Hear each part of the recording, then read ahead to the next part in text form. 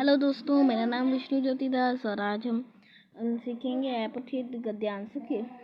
Video को like, share और channel को सब्सक्राइब कर दीजिएगा। तो आइए हम चलते हैं कि अपठित गद्यांश क्या होता है। अपठित शब्द अंग्रेजी के शब्द अनसीन का समानार्थी है। मतलब जो अपठित शब्द है वो अनसीन का जो है सिमिलर वर्ड है, मतलब मिलता जुलता एकदम सेम इक्वल है, ऑपोजिट या फिर कोई नहीं है।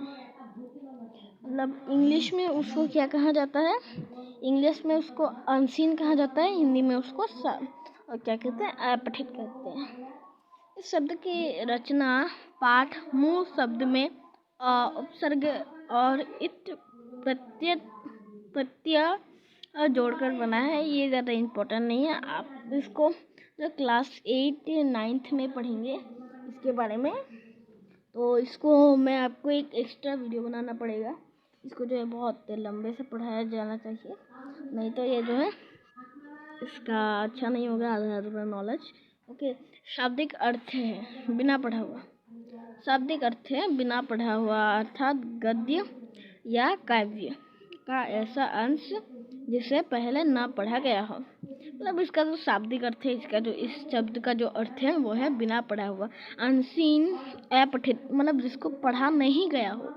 अपठित गद्यांश या काव्य अर्थात गद्य या काव्य जो अंश, जो ऐसा अंश जिसका ऐसा पाठ जो हमने कभी पहले नहीं पढ़ा। परीक्षा में अपठित गद्यांश और काव्यांश पर आधारित प्रश्न पूछे जाते हैं।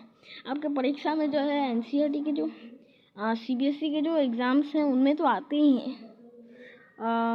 मैं बहुत अनसीन पैसेज में मैं इंग्लिश में भी अच्छा था और हिंदी में भी अच्छा था, बहुत अच्छा लगता था। तो उसमें आपको ज़्यादा नहीं होती, ज़्यादा मतलब ज़्यादा कठिन नहीं होता, वो बहुत इजी होता है। गद्यांश को अच्छे से पढ़कर, पैराग्राफ को अच्छे से पढ़कर फिर आंसर जो है देने होते हैं क्वेश्चंस का। इस तरह के प्रश्नों को पूछने का उद्देश्य छात्रों की समझ, अभिव्यक्ति कौशल और भाषिक योग्यता का परख करना होता है। ये जो इस तरह के जो प्रश्न है, मतलब छात्रों का जो मतलब जो IQ लेवल है उसको देखना, और वो कितना प्रैक्टिस करता है, वो कितने इस चीज़ में एक्सपर्ट है, वो कितना पढ़ता है हर रोज़ डेली, इसका परखने के लिए जो है कितना ही अच्छे से मन लगा कर करता है। इसको परखने के लिए जो है ये अनसीन पैसेज या अपठित गद्यांश जो है दिया जाता है। अपठित गद्यांश वह अंश होता है जो पाठ्यक्रम के निर्धारित पुस्तकों से नहीं पूछा जाता। अपठित गद्यांश वो होता है जो प्रश्न पत्र का वह अंश होता है जो पाठ्यक्रम, मतलब आपके जो बुक्स हैं, बुक्स में से नहीं होता, बाहरी जो स्टोरीज हैं, जैसे ले लीजिए हरीश चंद्र की, ऐसे कुछ स्टोरीज कुछ बुक्स से ले लिया जाता है, कुछ ऑथर के जो पैराग्राफ हैं उनसे ले लिया जाता है, और ऐसे लेकर वो जो है आपका परीक्षा में पूछा जाता है। ये अंश साहित्यिक पुस्तकों, पत्र पत्रिकाओं या समाचार से लिए जाता है। ये जो है इनके जो साहित्यिक पुस्तकों के से लिया जाता है, जो कि ऑथर्स लिखते हैं। ऐसे होते हैं ना कुछ ऑथर्स, जो रविंद्रनाथ टैगोर जी, ऐसे कुछ ऑथर्स से जो है वो लिया जाता है। या फिर ऐसे पत्रिकाओं, जो कुछ पत्रिका होते हैं ना, ऐसे कुछ बड़े बड़े लोगों को जो पत्र लिखते हैं उनको ले आते हैं ऐसे। और जो है समाचार पत्र जो न्यूज़पेपर से लिया जाता है। ऐसा गद्यांश भले ही निर्धारित पुस्तकों से हटकर लिया जाता है, परंतु उसका स्तर, विषय वस्तु और भाषा शैली पाठ्य पुस्तकों जैसी ही होती है। ऐसा गद्यांश भले ही आपके जो एनसीईआरटी की जो बुक्स हैं, जो आपको स्कूल में पढ़ाई जाती हैं, उनसे नहीं हो पढ़कर, उनसे हटा कर लिया जाता हो, उनसे डिफरेंट लिया जाता हो, परंतु उसका स्तर, विषय वस्तु और भाषा शैली पाठ्य पुस्तकों जैसी ही है। वो एकदम पाठ्य पुस्तकों जैसा ही उनका जो है वो होता है।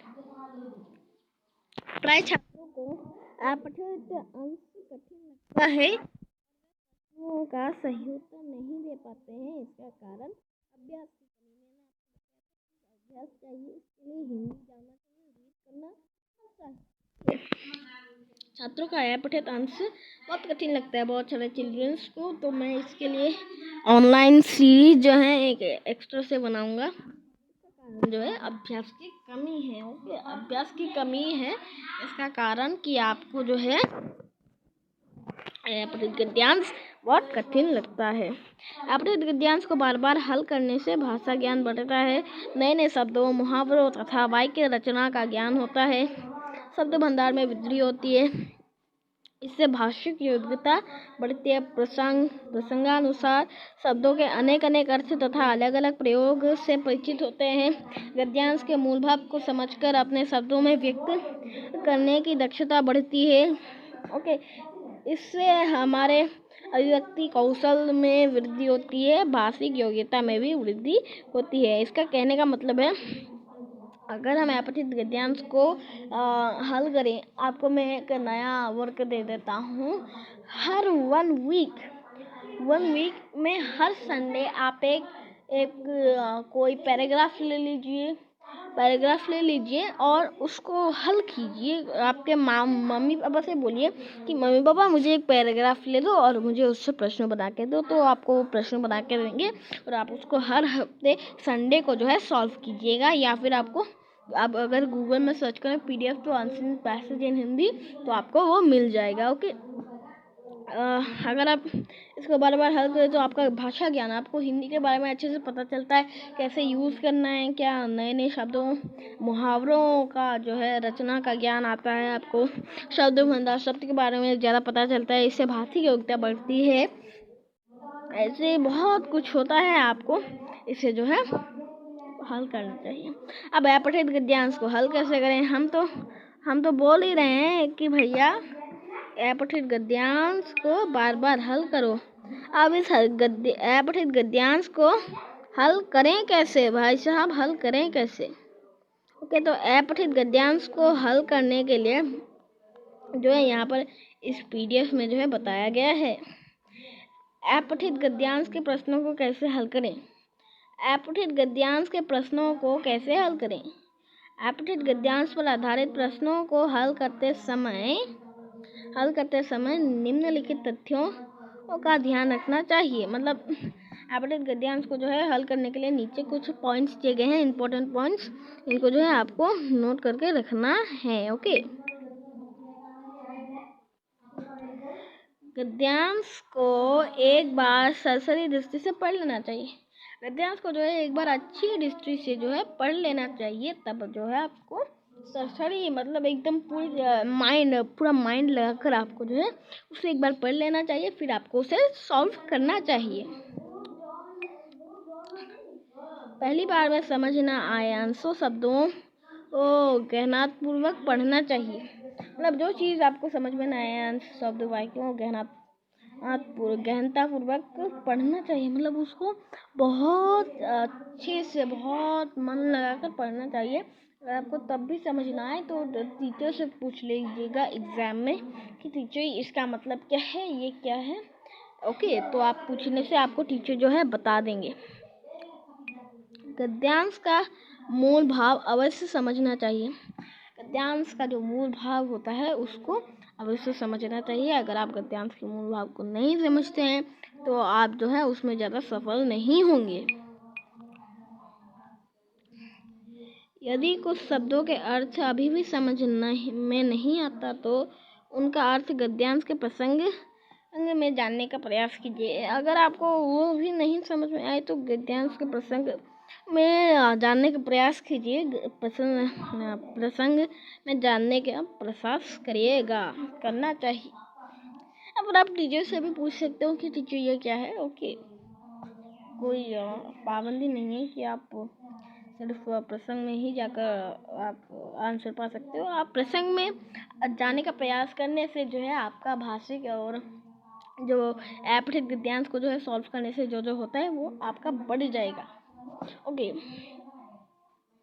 अनुमानित अर्थ का गद्यांश के अर्थ से मिलाने का प्रयास कीजिएगा। अनुमानित अर्थ मतलब आप एक कोई इसका अर्थ ढूंढने के लिए जो है आप किसी वाक्य सेंटेंस का जो है उसका अर्थ आप अनुमान लगाइए मन में और उसे मैच करना का प्रयास कीजिए कि ज़्यादा से ज़्यादा ये जो है मैच हो। ओके।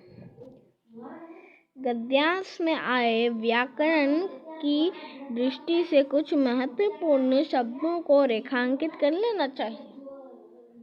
शब्द में आए व्याकरण की दृष्टि कुछ महत्वपूर्ण शब्दों को रेखांकित कर लेना चाहिए। गद्यांश में आए जो व्याकरण की दृष्टि से कुछ व्याकरण ग्रामर की दृष्टि से, हाँ ये ग्रामर में आ सकते हैं, उसको रेखांकित कर लेना चाहिए। अंडरलाइन कर लीजिएगा। ओके, इसको जैसे मैंने अब इसको अंडरलाइन कर रखा है वैसे आप इसको नोट कर लीजिएगा। मैं आपको इसका जो है PDF जो है आपको सेंड कर दूंगा। हमारे व्हाट्सएप ग्रुप पर ज्वाइन हो जाइएगा। मैं आपको लिंक जो है शेयर कर दूंगा। अब प्रश्नों को पढ़कर संभावित उत्तर गद्यांश में खोजने का प्रयास करना चाहिए।